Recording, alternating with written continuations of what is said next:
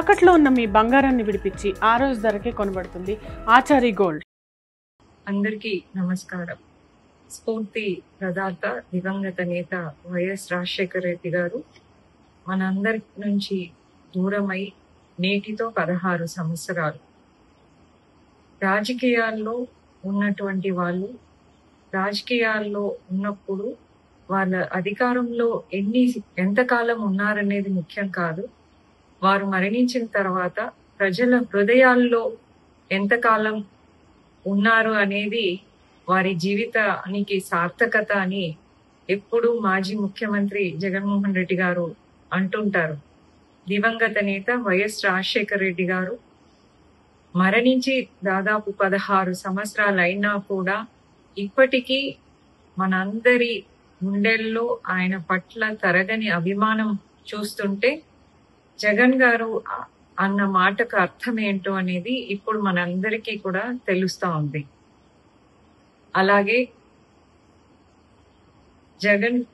జగన్ గారు ఏ విధంగా అయితే రాజకీయాల్లో మహిళలకు, బలహీన బడుగు వర్గాలకు ప్రాధాన్యత ఇస్తున్నారో అలాగే మన దివంగత నేత రాజశేఖర రెడ్డి గారు కూడా రాజకీయాల్లో ఆయన ముఖ్యమంత్రిగా ఉన్నప్పుడు మహిళలకు ఎంతో ప్రాధాన్యత ఇచ్చారు. అందువల్లనే ఆయన కేబినెట్ లో మొట్టమొదట మహిళా హోంమంత్రిగా అవకాశం ఇచ్చారు. ఆనాటి నుంచి నేటి వరకు కూడా హోంమంత్రిగా మహిళలే ఉన్నారు. అలాగే బలహీన వర్గాలకు కూడా సగభాగం రాజకీయ అవకాశాలు, వాళ్ళ అభివృద్ధికి అనేక సంక్షేమ కార్యక్రమాలను తీసుకురావడం మనం అందరం చూసాం. ఇకపోతే ఇక్కడ ఒక వైద్యురాలుగా చెప్పాల్సింది వస్తే, మన వైఎస్ఆర్ గారు ఎంబీబీఎస్ పూర్తి చేసుకున్న తర్వాత ఇంటర్న్షిప్ చేయడానికి తిరుపతి ఎస్వి వైద్య కళాశాలలో 1 సంవత్సరం ఇక్కడ ఇంటర్న్షిప్ చేయడం జరిగింది.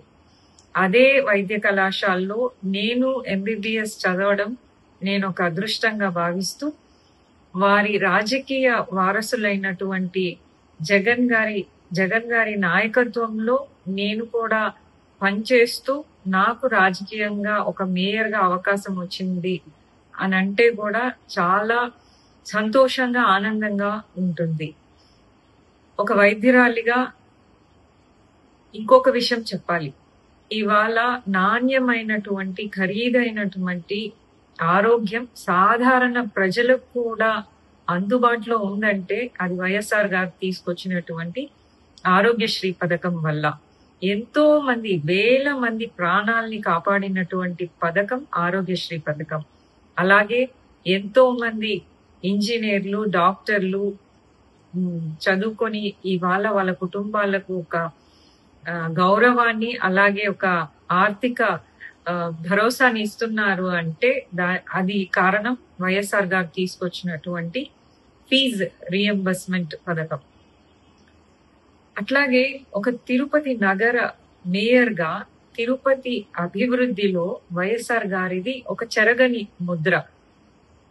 తిరుపతి పట్టణంలో ఇప్పుడున్నటువంటి పశు వైద్యశాల అంటే వెటనరీ యూనివర్సిటీ అయితే ఏమి, అలాగే తిరుపతి అంతర్జాతీయ విమానాశ్రయం, ఆసియా ఖండంలోనే పెద్దదైనటువంటి శ్రీ సిటీ గాని, వేద పాఠశాల గాని, అలాగే ఆనాడు వైఎస్ఆర్ గారు ముఖ్యమంత్రిగా ఉన్నప్పుడు టీటీడీలో ఎన్నో సంస్కరణలు తీసుకొచ్చారు.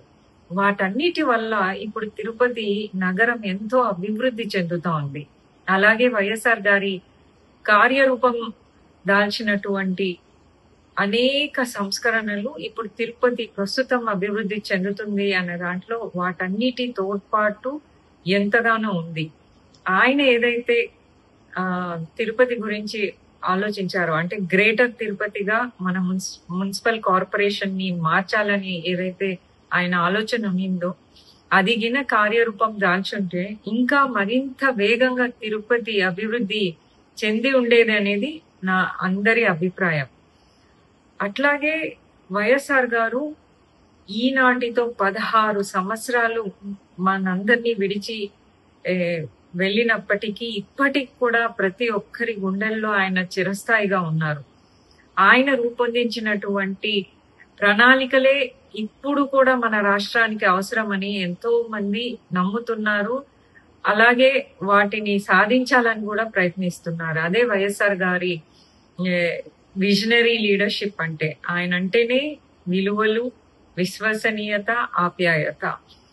అటువంటి వైఎస్ రాజశేఖర రెడ్డి గారి ఆశయాలను సాధించడానికి అనినిత్యం శ్రమిస్తున్నటువంటి మన వైఎస్ జగన్మోహన్ రెడ్డి గారి నాయకత్వంలో ఆయన మిగిల్చిపోయినటువంటి ఆశయాలను సాధించితేనే మనం ఆయనకు అర్పించేటువంటి ఘనమైనటువంటి నివాళి. మీరు బంగారం తాకట్టు పెట్టి ఆ బంగారం డబ్బులు కట్టలేక ఇబ్బంది పడుతున్నారా? ఆచారి గోల్డ్ వాళ్ళు మీ బంగారం కొని మీ లోన్ తీర్చి మిగిలిన డబ్బులు మీకు ఇచ్చేస్తారు. ఇంకెందుకు ఆలస్యం? ఆచారి గోల్డ్ ఈ నెంబర్స్కి కాల్ చేయండి.